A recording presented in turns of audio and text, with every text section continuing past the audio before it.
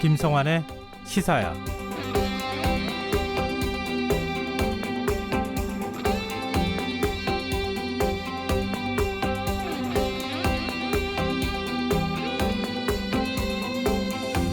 안녕하십니까. 시사평론가 김성환입니다. 올해는 어린이날이 제정된 지 100주년이 되는 해인데요. 초록우산 어린이재단이 발표한 2022 아동 행복지수에 따르면 우리 아이들의 삶은 그리 행복하지만은 않은 것 같습니다. 요즘 아이들의 하루 평균 자유시간, 그러니까 수면과 식사, 공부 같은 필수행위에 쓰는 시간을 제외한 나머지 시간은 총 5시간 19분으로 성인보다 1시간 25분이나 짧았다고 하는데요. 이런 현실 어떻게 봐야 할까요? 초록우산 어린이재단은 지난 대선 당시 어린이 4,478명의 목소리를 담은 아동 정책 공약을 제안한 바 있습니다.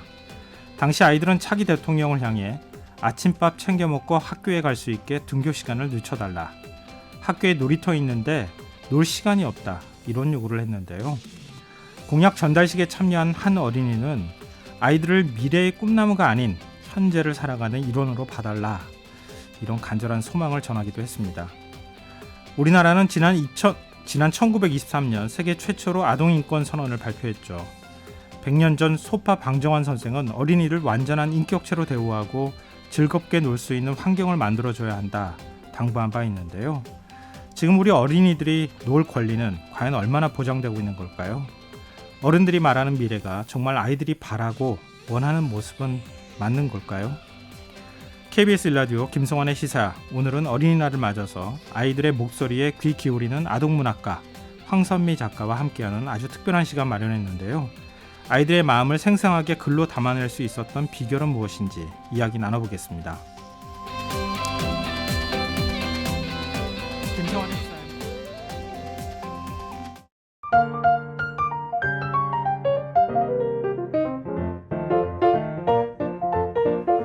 아이들이 보호받아야 할 존재라는 사실을 부정하는 사람들은 아마 없겠죠. 문제는 보호라는 명분 앞에 아이들의 권리가 무시되는 일이 반복되고 있다는 걸 텐데요. 아이들이 원하는 건 꼭 동화 같은 결말은 아니다. 아이들은 어른들이 생각하는 것만큼 약하지 않다. 이런 메시지를 전하는 작가가 있습니다. 책 한 권을 읽을 때마저 아이들의 선택권이 무시되는 경우가 많다는 건데요. 김성환의 시사야, 오늘은 어린이날을 맞아서 아이들의 마음속에서 강인함 찾는 작가 황선미 아동문학가를 만나다라는 제목의 기획 인터뷰를 마련했습니다. 아이들의 목소리에 귀 기울여온 분입니다. 마당을 나온 암탉으로 국내 창작 동화 최초로 밀리언셀러를 기록한 황선미 작가 모시고 이야기 나눠보겠습니다. 선생님 안녕하세요. 네, 안녕하세요. 네, 오늘이 어린이날인데요. 이런 날은 늘 좀 바쁘시죠? 저는 딱히 바쁘지는 않아요. 아, 그래요? 의외인데요. 그런데 이런 자리 게스트로 초대받아서 오는 일도 덜어 있고, 네. 5월에 발표될 어떤 지면에 글을 청탁을 받는다든지 이런 건 이제 4월 달에 이루어지니까 조금 일찍 그런 일이 있기는 한데, 저 말고 올해 특히나 100주년이기 때문에 네. 천도교라든지 이런 데서 이제 행사하고, 방정환이 손병희의 사위였거든요. 네. 그래서 천도교에서 이제 100주년 행사를 이제 어제 했고, 그리고 이제 학회 포럼 같은 것들이 이제 방정환이 만들었던 어린이 잡지, 어린이라고 하는 잡지, 그런 100주년 행사를 맞이해서 여러 종류의 글을 이제 싣기 위한 작업들, 그런 걸 하죠. 네. 바쁘셨는데요? 아니요, 저는 아니고 여러 분들이. 네. 근데 새로운 책을 또 내셨다고 들었어요. 네. 황선미 작가님은 매년 쉬지 않고 작품 활동을 하고 계시는데 혹시 이 작품 활동을 왕성하게 하실 수 있는 원동력이 뭔지 궁금하거든요. 이게 이제 연습이 된 것도 같아요. 이제 창작은 어쨌든 머릿속에 얘기가 고여야 꺼내는 것이기는 하지만, 이제 한 분야를 열심히 계속 하다 보면 나름의 어떤 노하우 같은 것들이 그렇죠. 예. 생기다 보니까 네. 저는 기본적으로 뭐든지 이야기로 받아들이는 습관이 생겨 있더라고요. 네. 이제 그림 그리는 분들이 이제 어떤 상황을 이제 그 분야의 것으로 받아들이는 것처럼 저는 이야기로 받아들이는 습성이 좀 생겨나 있는 것 같고, 기본적으로 모든 이야기로 만들어서 상상하는 거를 즐기는 편이다 보니까 이야기거리가 없어서 창작을 못하는 일은 없는 거예요.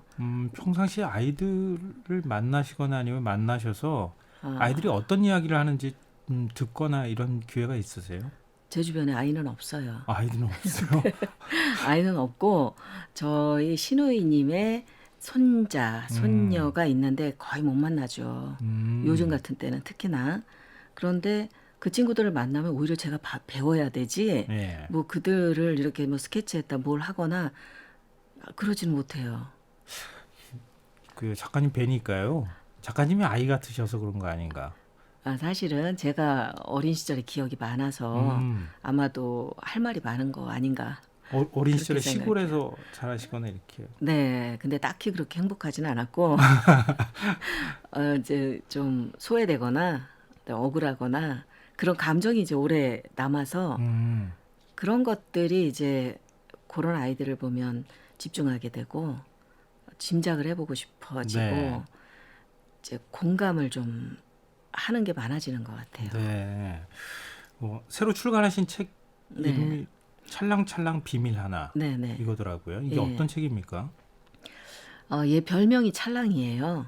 항상 찰랑거리고 다녀서 이제 머리카락도 새까맣고 건강한 머리카락이라 뛰면은 찰랑찰랑하는 머리카락이 네. 트레이드 마크 같은 음. 그런 아이라서 근데 이제 밝고 명랑하고 궁금한 게 있으면 참지 않고 물어보는 그런 대찬 아이인데 상황은 좋지 않아요. 엄마 아빠는 의료봉사를 하러 아프리카로 떠나버렸고 그리고 할머니하고 내내 같이 살았는데 할머니가 어느 날 갑자기 요양원으로 들어가시겠다고 하면서 얘를 놔두고선 가버리셨어요.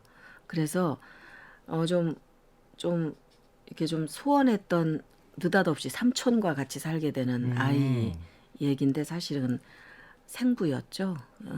이제 어렸을 때 얘를 낳았던 아빠예요, 사실은. 아, 그렇군요. 네, 그래서 이 둘 사이가 결국은 이제 가까워져야만 하는 그리고 아빠는 책임을 다 해야 되는 역할자.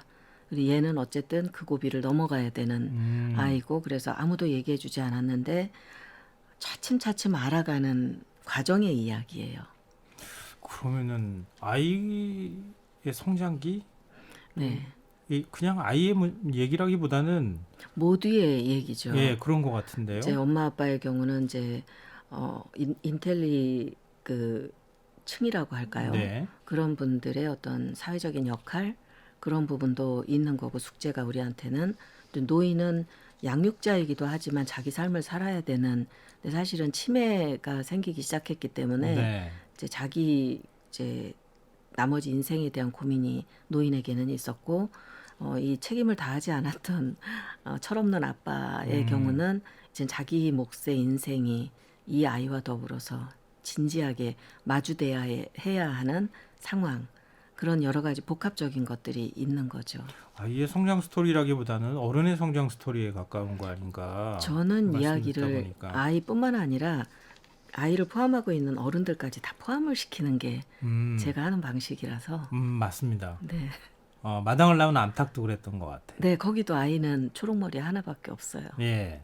선생님 글이 스토리를 만들어가는 방식이 여기서 나오는 것 같아서 네. 한편으로는 제가 예전에 마당을 나온 암탉을 읽었을 때 왜 이렇게 하셨을까 하는 걸 좀 풀이가 되는 것 같은 느낌이 좀 들기도 하는데요.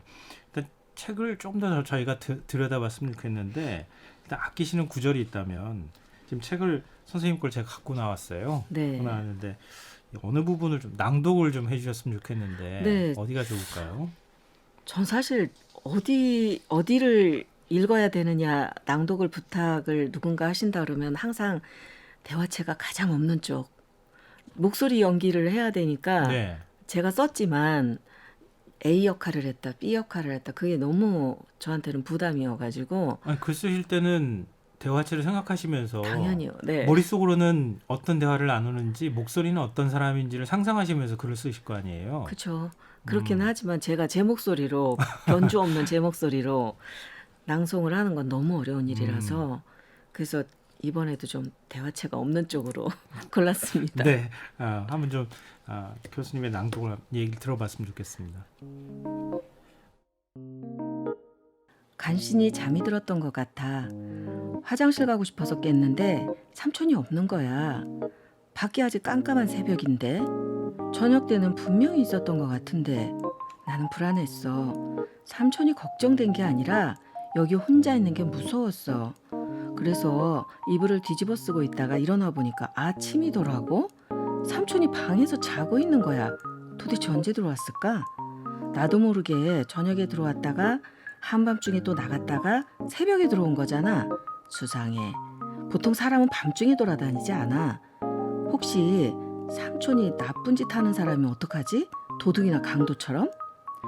삼촌 앞으로 온 편지 이름도 좀 수상했어. 삼촌 이름은 김경재야. 그런데 편지 봉투에 블랙 K라고 적혀 있더라고. 딱 봐도 보통 이름 아니잖아? 뭘 숨기는 사람들이 그런 걸 쓰지. 이 낭독을 너무 잘하시는데요? 이건 한 사람 거잖아요. 아니 대화체로 하셔도 될 것 같은데요. 깜짝 놀랐습니다. 글을 읽으실 때 그 감정 쓰실 때 찰랑이가 어떤 느낌으로 삼촌을 대했는지가 제가 썼으니까요.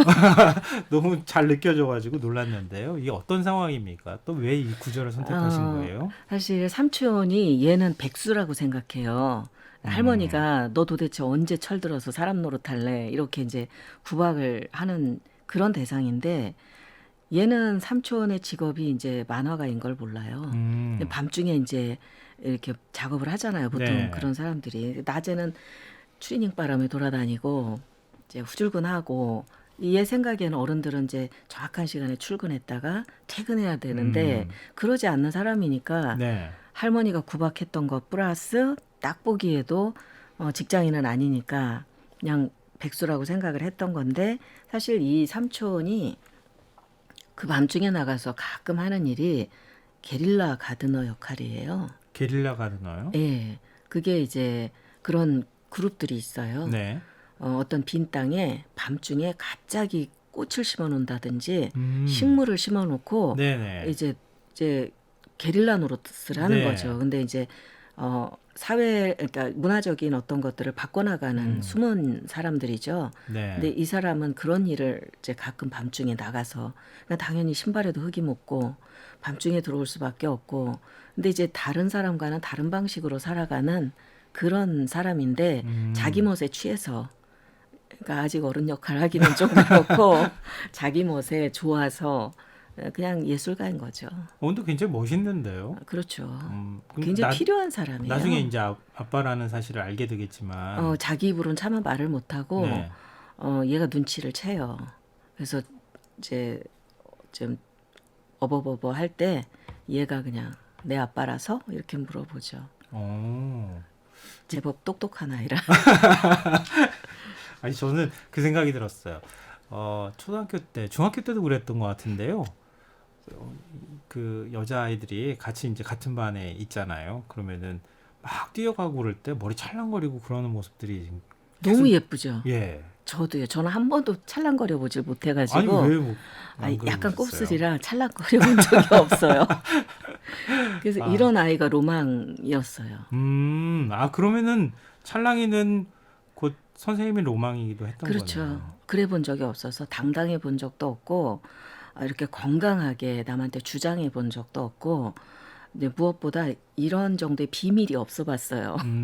비밀이 아이를 키우는 건데 그런 비밀도 사실 다들 키는 비밀이지 저한테는 비밀이 별로 없었기 때문에 이런 아이를 한번 만들어 보고 싶었어요. 선생님의 어린 시절은 어땠는지 궁금해졌어요. 지금 말씀 들으니까 좀 소심한 아이였습니까?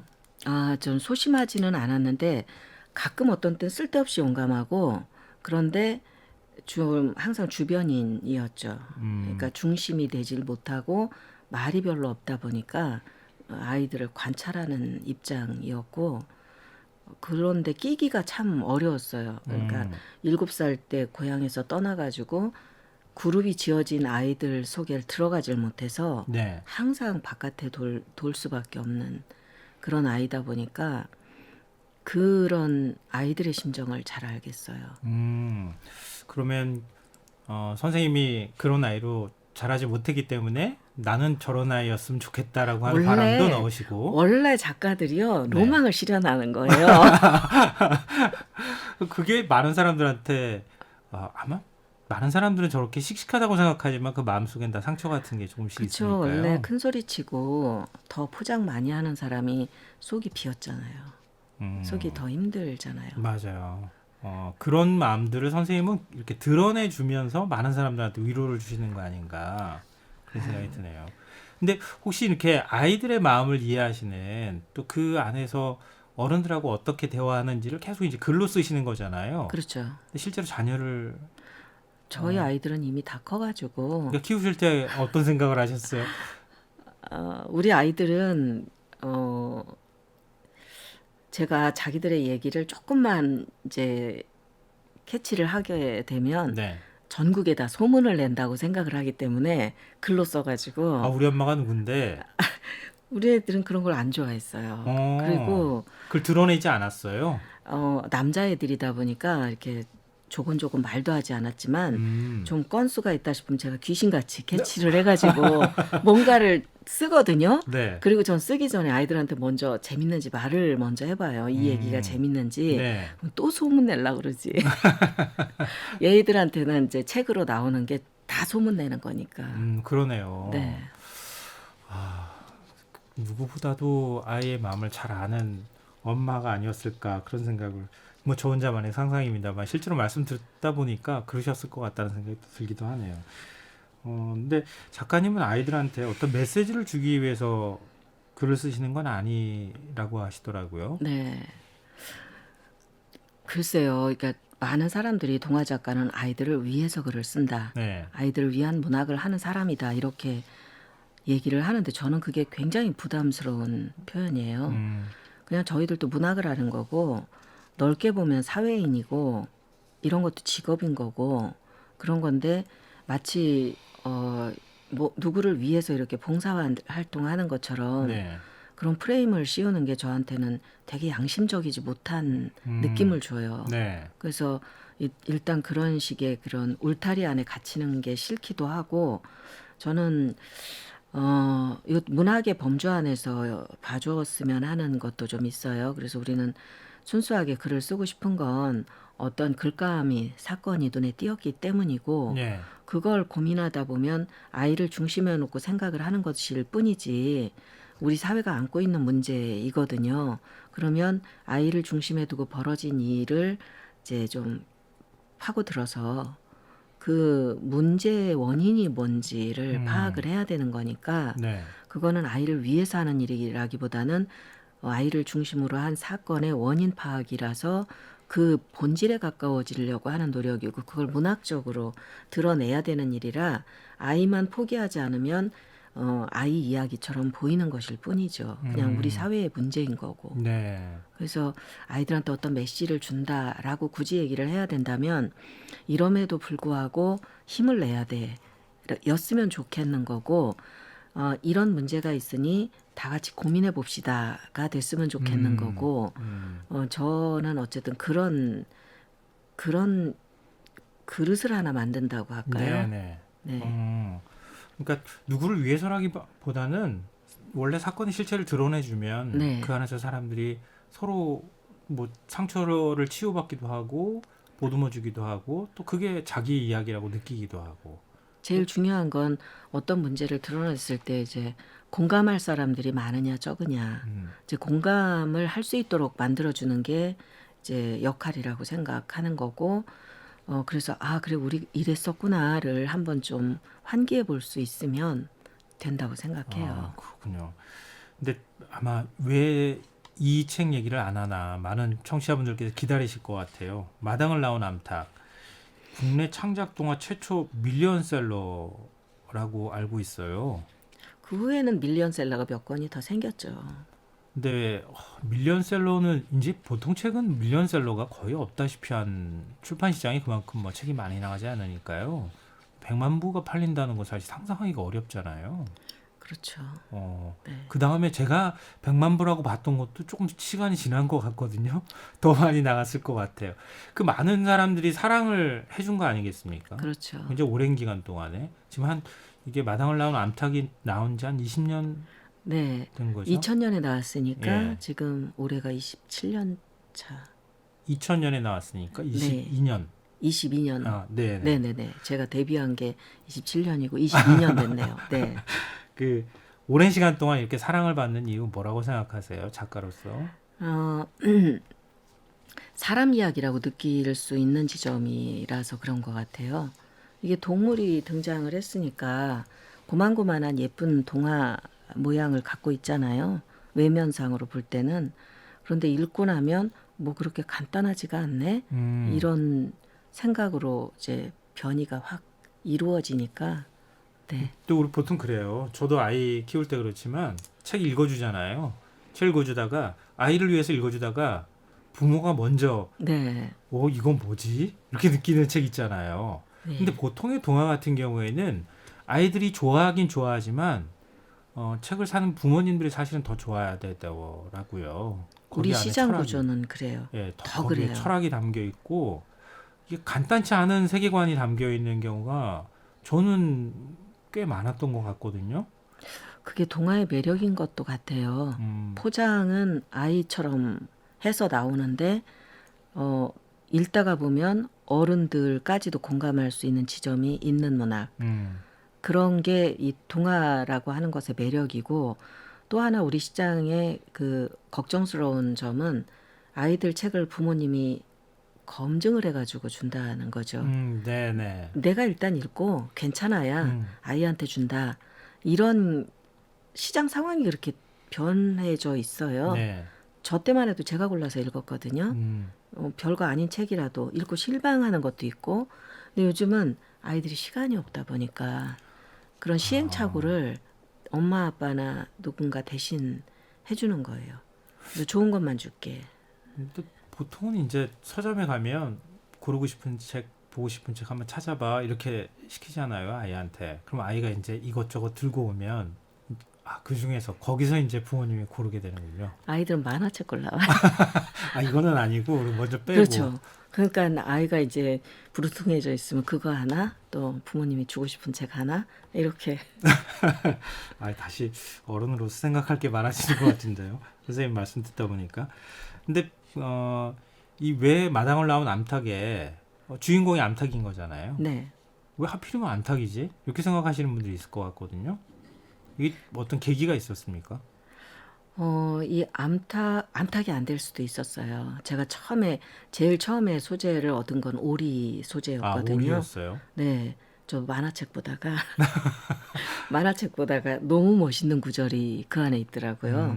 그 구절 자체가 길들여진 오리는 자기 알을 품을 줄 모른다는 뜻이었어요. 그러니까 그건 단순한 만화가 아니었고 중국의 어떤 그 고사를 쉽게 만화로 몇 칸짜리로 풀어놓은 건데, 네. 그걸 그 집 아들이 보고 있더라고요. 그래서 저 무심코 넘기다가 오리에 대한 아주 멋진 표현을 발견을 했고, 그때만 해도 길들여지면 알도 못 품어? 이럴 수도 있나? 의문이었고요. 네. 그러다가 이제 KBS의 6시 내 고향 보다가 네. 이제 토종닭 소재를 며칠 뒤에 알았어요. 예. 그래서 며칠 전에 그것과 너무 다른 내용이었거든요. 그래서 본능적으로 토종닭은 자기가 낳은 알을 이제 품어야 될 때가 되면 털이 저절로 빠진대요. 그래요? 저도 그것도 몰랐어요. 저는 어렸을 때 토종닭을 길렀는데도 모르는데. 할머니가 나 얘기해 준 거예요. 닭 키우는. 그래서 여기 털이 암탉들이 뻘개요. 예. 빠져갖고. 예. 이게 덜 빠지면 자기가 부리로 뽑아낸대요. 그리고 피부로 품어주는 거예요. 네. 근데 오리가 보여줬던 그 내용하고 지금 바깥에서 살고 있는 진짜 닭하고 너무 달라가지고 그 순간에 우와 멋있다, 이거 충돌하는 느낌이었어요. 이거 소재 좋다. 그래서 두 가지를 이제 놓고 고민하다가 암탉으로 할까 오리로 할까 이러다가 이제 오리로 하게 되면 본능을 까먹어내니까 자기 본능을 깨닫게 되고, 그래서 오리로 살아나가는 얘기 구조가 되겠죠. 네. 그런데 닭이 이제 도움을 줄 것이고, 그런데 닭으로 이제 역할을 주고 살짝만 비틀으면 예. 더 재밌는 얘기가 되겠더라고요. 그래서 암탉을 주인공으로 하자. 그런데 암탉이 외모가 너무 못생겨서 그래가지고 그것도 그림 그리기 나름 아닙니까? 그거는 그림 보고 안심을 했는데 저 자체가 닭 얼굴이 상상이 안 됐어요. 인물로 상상을 했을 때 그 표정이 사람처럼 이 좀 표정이 보여야 되는데 네네. 그게 상상이 안 되더라고요. 그래서 고민을 좀 하다가 이제 제가 먼저 믿는 게 먼저겠더라고요. 네. 이거를 살아있는 인격을 가진 존재라는 걸 믿어야 되겠다. 그 주문을 외우는데도 한참 걸렸어요. 그 선생님 말씀하시는 거 들어보니까요, 닭이 부리하고 벼슬하고 이런 게 아이들이 볼 때 좀 무섭게 느껴질 것 같기도 네, 해요. 무섭죠. 네, 오리는 왠지 이렇게 서양 동화나 이런 데 많이 나오고 그렇죠. 매끈하고 하얗고 네. 그런데 닭은 그렇지가 않잖아요. 별로 안 나왔죠. 그것 때문에 고민이 많이 하셨구나. 오리는 어쨌든 안데르센의 그 미운 오리 새끼에도 네. 나왔었고 조금 더 익숙한데 닭이 그렇게 주인공으로 등장한 예가 우리 이야기 속에도 없고 외국 사례에서도 없고 그랬기 때문에 저도 얘를 주인공으로 상상을 하는 일이 쉽진 않았어요. 그러면은 그림을 어떤 분이 그리셨을 거 아니겠어요? 그렇죠. 같이 작업을 하실 때 서로 대화를 많이 하셨겠어요. 아니요, 만난 적도 없어요. 그래요? 그냥 그분이 그림을 다 그려서 책이 나와서 책이 나왔으니까 사인회를 하라고 해서 네. 그 그림을 그때 처음 봤어요. 근데 마음에 드셨어요? 색감이 일단 그 전에 작업했던 다른 고학년 동화에 네. 그런 그림이 아니더라고요. 일단 색감이 그 당시에 대부분 흑백이었거든요. 고학년 동화는. 네. 근데 굉장히 다양한 색감이 컬러로 들어가 있는 그게 일단 마음에 들었었고 닭의 얼굴이 보인다는 게 정말 신기했었고요. 그분은 그분대로 본인 이야기로 받아들여서 작업을 하셨더라고요. 네. 그래서 너무나 신기했어요. 이게 생각이 옮겨갈 수 있다는 게 정말 신기했어요. 글을 쓰는 작가하고 그림을 만드는 우리 활자 매체하고 영상 매체의 차이다 이런 얘기들도 하고 그러잖아요. 근데 그게 텍스트 안에 있던 게 그림으로 이렇게 넘어가니까 전혀 다른 어떤 네. 새로운 형태의 작품이 만들어지는 그런 느낌이셨다는 말씀이신데 그러면 뭐 뮤지컬로도 만들어지고요. 네, 만화 영화로도 국악도 됐고 판소리도 네. 됐고. 그럴 때마다 그런 느낌 받으셨겠는데. 네, 그래서 많은 분들이 이제 심지어 이제 감독님조차도 아니면 연출가님조차도 책 내용을 훼손했다고 생각할까봐 염려가 되시나 봐요. 그래서 되게 조마조마하시면서 어떠냐고 이렇게 물어보시는데 저는 그냥 너무나 신나요. 재밌고. 이건 다른 컨텐츠가 된 거니까. 새로운 작품을 보는 느낌을 네, 받는다고요. 그 컨텐츠 뭐 잘해보려고 한 거잖아요. 네. 그 컨텐츠의 전문가시란 말이에요. 예. 그럼 그분이 어떻게 표현했든 그건 그분의 영역이기 때문에 저는 그냥 구경꾼이에요. 그래도 약간 좀 불만족스러울 아니요. 때는 없으셨어요? 아니요. 조금 전혀 실수가 없었어요? 있더라도 저는 그냥 재밌어요. 그러시구나. 근데 그게 아이들을 대하는 태도하고 비슷하신 거 아닌가 그런 생각이 드는데요. 그럴까요? 네. 지금 여러분께서 KBS 라디오 김성환의 시사야 어린이날 기획 아이들의 마음속에서 강인함 찾는 작가 황선미 아동문학가를 만나다를 함께하고 계십니다.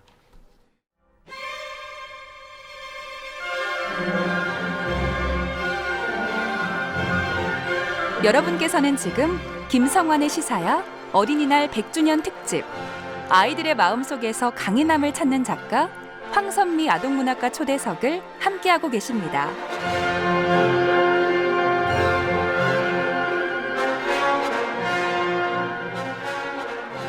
김성환에 있어야 국내 최초로 밀리언셀러 동화를 2권이나 쓴 분이죠. 황선미 작가와 함께하고 있는데요. 얘기 계속 이어가 보도록 하겠습니다. 어린이날은 소파 방정환 선생이 아이들의 권리를 보호하기 위해 만든 날이기도 한데요. 황선미 작가님은 과거 인터뷰에서 좋은 책을 고르는 기준은 아이들의 권리를 보장해 주는 것이다. 이런 말씀을 하셨어요. 이 말이 굉장히 인상 깊었는데요. 어떤 의미에서 이런 말씀을 하셨는지 좀 들어볼 수 있을까요? 저는 기본적으로 책이 돼서 세상에 나온 것은 뭐가 되든 배울 게 있다고 생각해요. 네. 취향이 안 맞아서 잘못 골랐네 이럴 수도 있지만 저는 안 읽어서 문제지 읽으면 뭐가 됐든 배울 거는 다 있더라고요. 저 경우 작가지만 안 읽어서 얻을 게 없는 거지 읽기만 하면 저는 소재로서 얻어갈 것도 많고 네. 배울 것도 있고 이러니까 책이 됐구나 이런 생각도 들거든요. 근데 저는 아까도 좀 말씀을 드렸는데 어른들이 이건 돼 안 돼를 어른들이 결정하고 아이들한테는 내가 겪어보니까 이렇더라 이게 좋더라 그리고 이제 네가 할 실수 내가 다 줄여줄게라는 네. 거하고 똑같잖아요. 그래서 완성품만 주는 것 같은 분위기로 요즘 아이들한테 뭐든 그래서 아이들도 실수할 기회가 필요하거든요. 네. 그런 거 다 경험되는 거고 그런 것들이 결국은 자기가 보는 눈을 키우는 일이기도 하니까 그래서 아이 스스로 선택하고 한번 실수도 할 수 있고 그걸 좀 지켜보고 하는 그런 것도 아이 존재를 인정해 주는 거라고 전 생각해요. 근데 그런 거 자체를 줄여주려고 넌 공부만 해. 다 내가 골라볼게. 지금 그런 학생들이 대학에까지 와 있어요. 그렇죠. 네, 그래서 경쟁- 수강 신청 하나 하는 것도 어려워서. 그러니까 스스로 뭔가를 하지 네. 못하고 계속 집에서 뭐 어떤 일이 있었는데요 이러면서 교수님한테 와가지고 네. 오히려 이렇게 사정하듯이 투덜대거나 이런 얘기들을 더 많이 한다 이런 얘기를 제가 들은 것 요즘 같은데요. 애들이 좀 분노를 못 참아요. 분노를 못 참아요. 네. 자기가 조금이라도 불이익이 있었다라는 것을 참질 못하더라고요. 그럴 수도 있었어. 쟤한테도 사정이 있었겠지. 네. 이런 게 어려서부터 훈련이 안 된 거예요. 그러니까 그 입장이 돼보질 못했던 거죠. 오로지 내가 해야 될 것만 네. 항상 생각해 왔으니까. 내 위주로 항상 돌아가는 세상만 겪다가 네. 이제 이렇게 확 놓여놨을 때는 그런 시행착오를 이제사 예. 하는 것 같은 태도를 많이 봐요. 기회를 갖지 못하고 실수할 기회가 없었다. 그걸 또 어른들이 줘야 하는데. 그렇죠. 그 말씀이 인상적인데요. 근데 이게 보통의 경우에는 이제 우리 그러잖아요.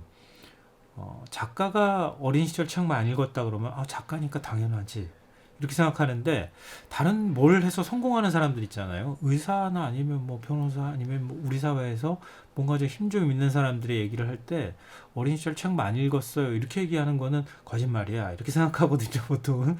근데 작가님에 대한 제가 고정관념이 맞는 건가요? 어린 시절 책 많이 읽으셨어요? 기본적으로 좋아해요. 많이 읽고 안 읽고를 떠나서 활자로 된 것들을 작가 됐거나 예. 아니면 우리 강의실에 와 있는 학생들도 그렇고 활자로 된 것들의 친숙함을 빨리 느끼는 것 같아요. 그래서 좋아도 했겠죠. 많이도 읽었을 거고. 네. 그런데 그거보다는 책을 좋아한다 해서 다 작가가 되진 않아요. 책 타고난다는 얘기들도 많이 하잖아요. 예, 책을 많이 읽어서 작가가 되는 것도 아니고 분야는 여러 가지로 나뉠 수가 있는데 그래도 작가가 되는 사람들은 창의력 부분인 것 같아요. 책을 많이 읽어서 이것보다는 읽으면서 이제 화학 반응이 일어나느냐 네. 아니냐 그리고 이제 내 거로 가지고 와서 자기화시키는 능력이 있는가 없는가 이거는 창의력 부분이라서 이런 지점이 살짝 다른 것 같아요. 저는 많이 읽지는 않았는데 네.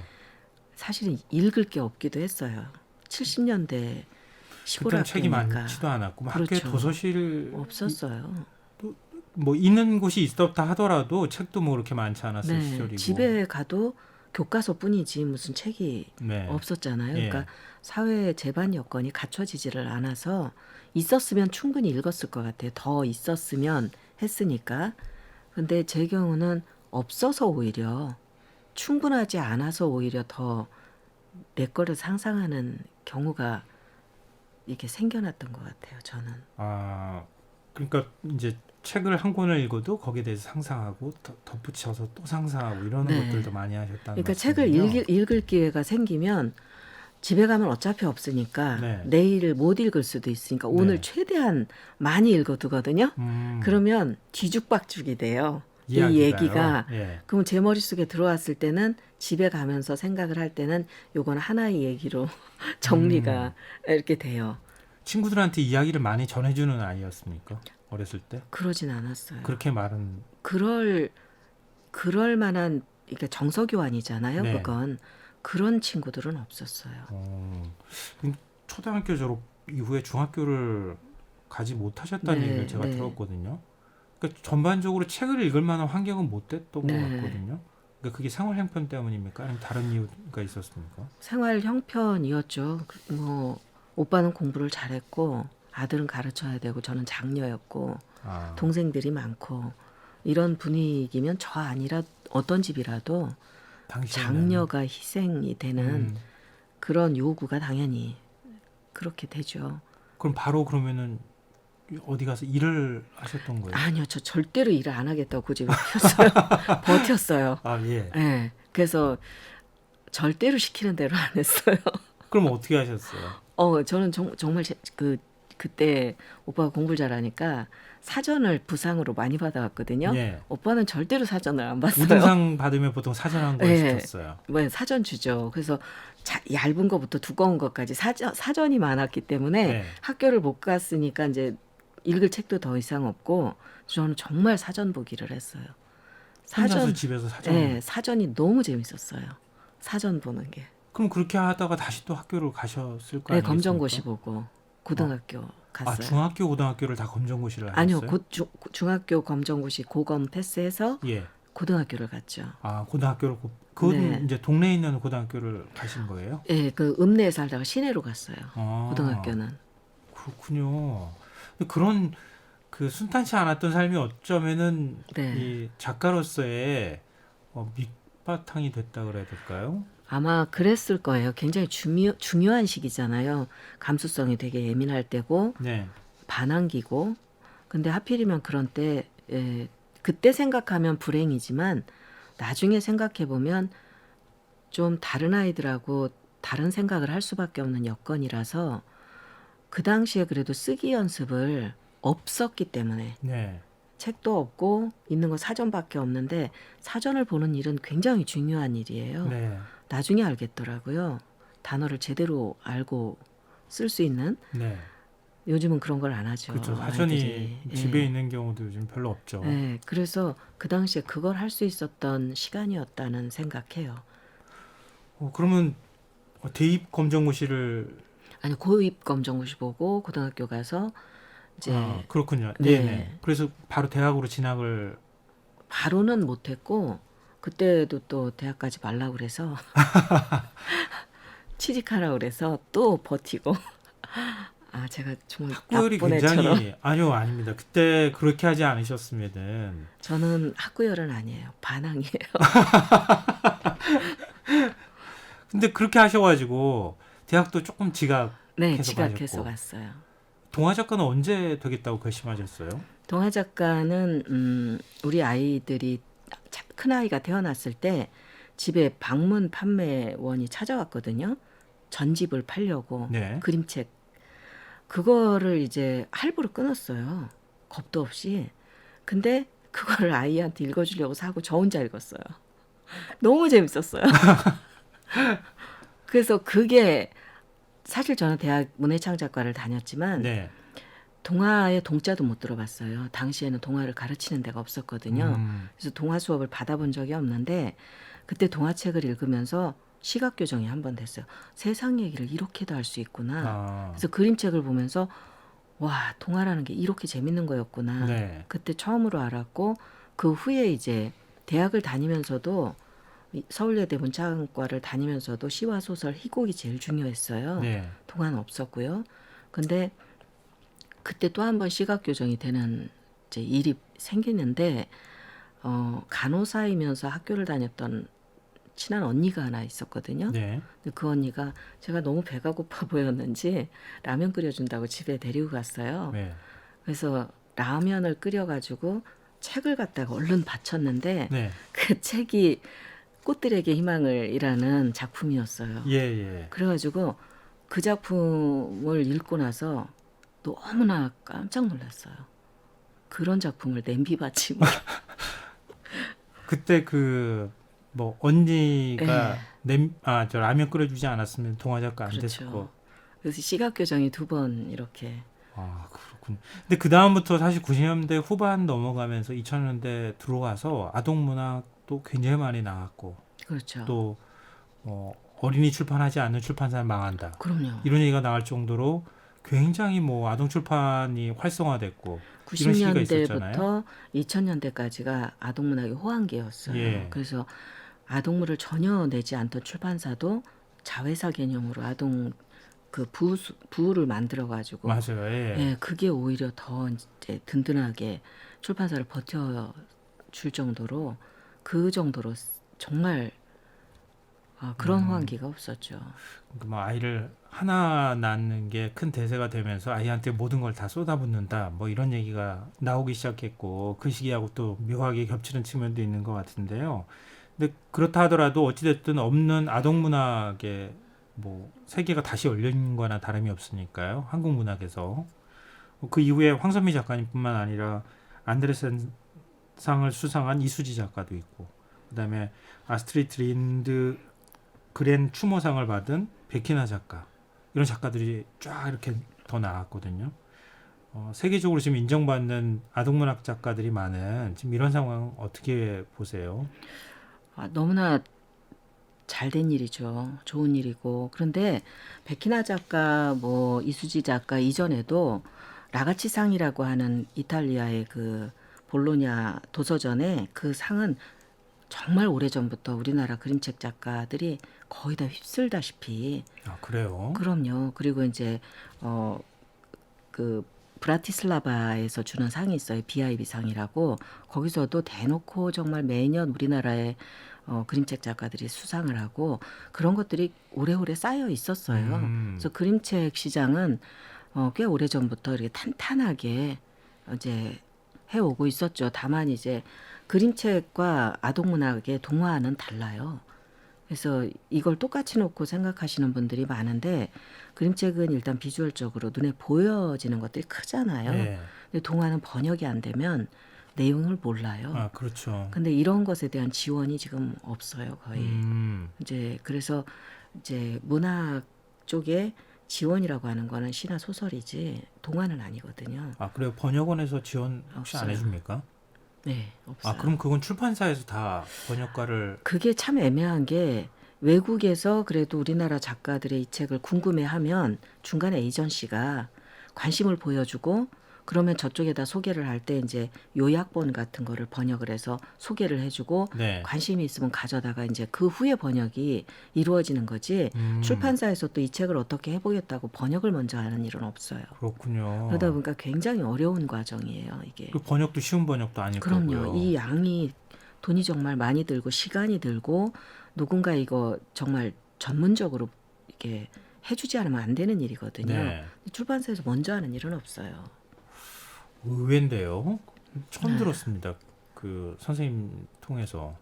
쉽지 않은 일들이에요, 이게.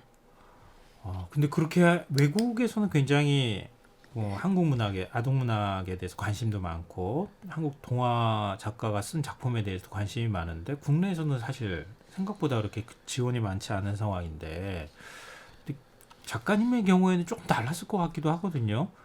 영국에서도 베스트셀러가 되기도 하셨잖아요, 작가님 책이. 네, 2014년에 이제 런던 도서전에서 한국 주빈국으로 도서전이 이제 특별한 그 행사였죠, 그때. 그때 이제 제 책이 막 출간이 되는 시점이기도 했고, 그래서 제가 거기 오늘의 작가로다 대표로 이제 선정이 돼서 사실 그날 행사는 굉장히 많아가지고 저는 그 소식을 행사장에서 들었거든요. 네. 팬살롱 진행하는 도중에 들었기 때문에 그게 뭔지도 몰랐어요.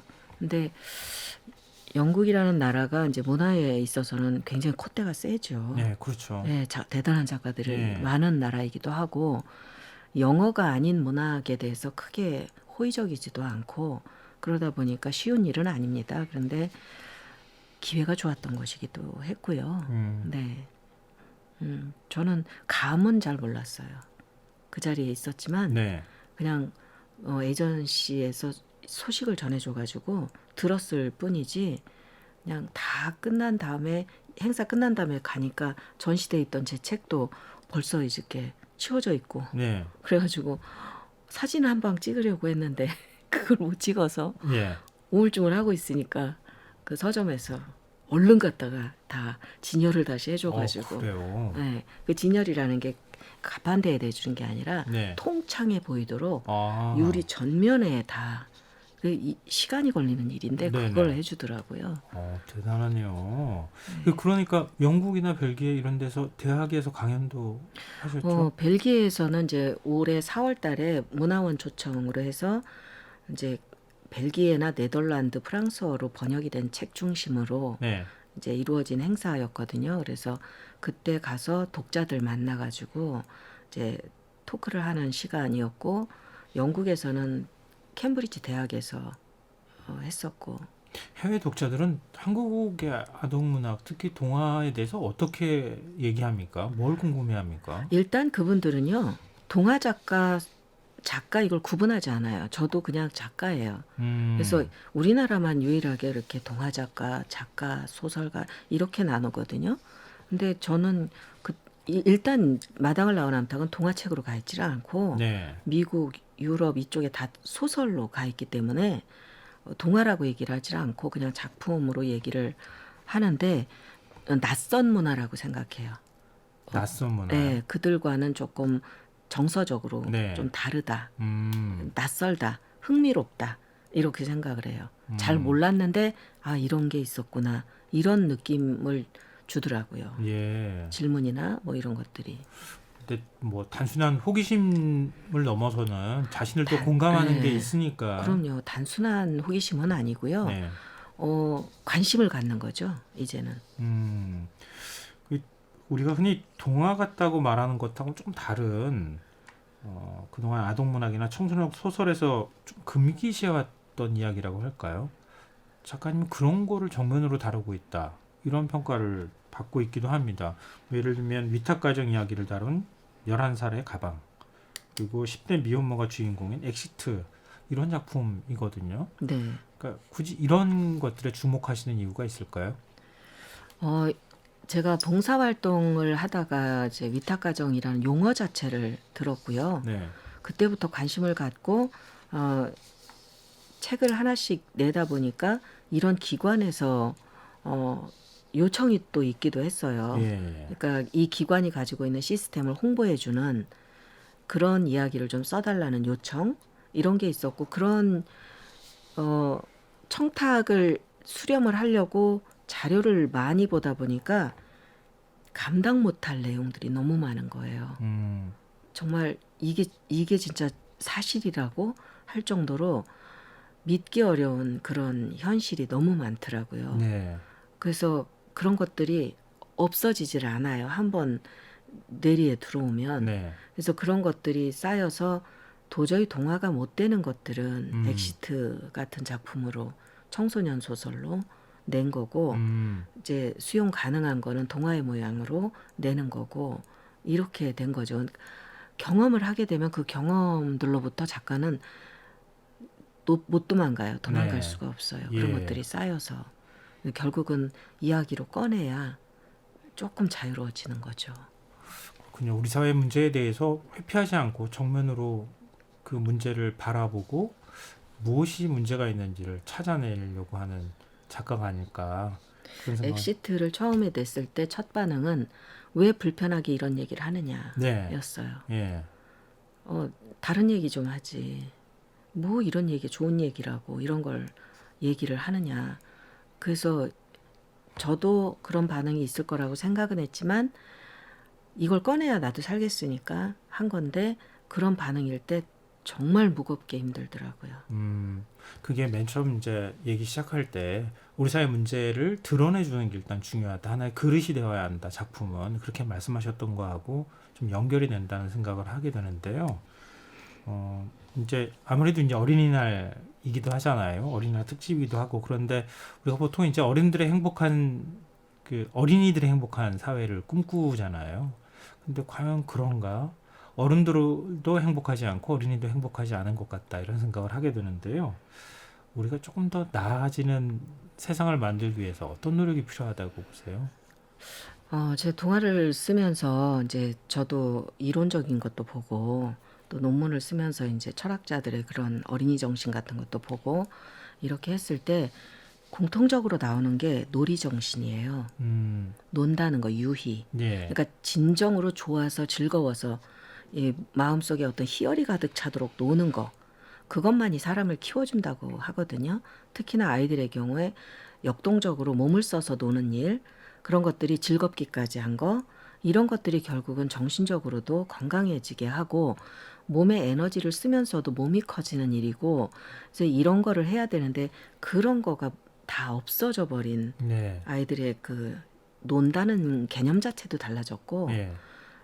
실제 그런 사람으로서 즐기면서 할 수 있는 그런 것과는 좀 다른 방식의 놀이 시간이죠, 아이들이. 그래서 그런 것들이 결국은 올바른 인성과 타인에 대한 감정, 그리고 함께하면서 느낄 수 있는 그 공감과 배려, 이런 것들이 다 함께 클 수 있는 건데 그게 없어져 버린 게, 근데 그건 어린 시절에 있어야 되거든요. 네. 어린 시절에 꼭 있어야 된 그게 없으면 뭔가 해소하지 못했던 것들이 어른까지 가져가요. 어른 속에도 들어있단 말이죠. 그러면은 병적인 순간에 행동이 나올 수밖에 없어요. 네. 결국은 아이 시절의 그런 문제가 아이한테서 끝나는 게 아니라 성인한테도 남을 수 있는 일이 되니까 반드시 어린이의 시간에는 주도적으로, 그리고 정말 즐거워서, 그리고 자기가 아이들의 놀이라는 건 자기가 시작하고 자기가 끝내거든요. 주도권이 자기한테 있으면. 그럴 수 있는 시간이 좀 충분해져야 건강한 사람으로 크지 않을까, 그런 생각하죠. 저희가 한 일부 시간 동안 작가님하고 계속 이렇게 쭉 얘기를 나누다 보니까요. 저는 그런 생각이 들더라고요. 아동문학가라고 부르면 안 되겠다. 그냥 작가라고 불러야겠다. 그러니까 어느 틀 안에서 가두는 문제가 아니라 어른을 위한 동화이기도 하고 아이를 위한 동화이기도 하고, 그냥 동화는 모든 나이와 상관없이 모든 사람들이 다 읽어야 되는 책이 아닐까. 그런 문제를 피하지 않고 정면으로 대하고 또 문제를 드러내는 역할을 하고 계시는 거 아닌가, 이런 생각을 하게 됐습니다. 저희가 어린이날 기획 아이들의 마음속에서 강인함 찾는 작가, 이렇게 타이틀을 달았는데요. 모든 사람들의 마음속에서 강인함을 찾는 작가라고 제가 바꿔야 될 것 같습니다. 오늘 시간 내주셔서 정말 감사합니다. 지금까지 황선미 작가님이었습니다. 고맙습니다. 감사합니다. KBS 1라디오 김성환의 시사 1부 순서는 여기서 마무리하겠습니다. 2부에서는 어린이날 기획 밤참 뉴스와 지금이 영화 코너가 마련되어 있는데요. 1부 겨울 끝곡으로 겨울왕국 2 OST죠. Into the Unknown 들으시고요. 전 11시 정각 2부에 다시 찾아뵙겠습니다.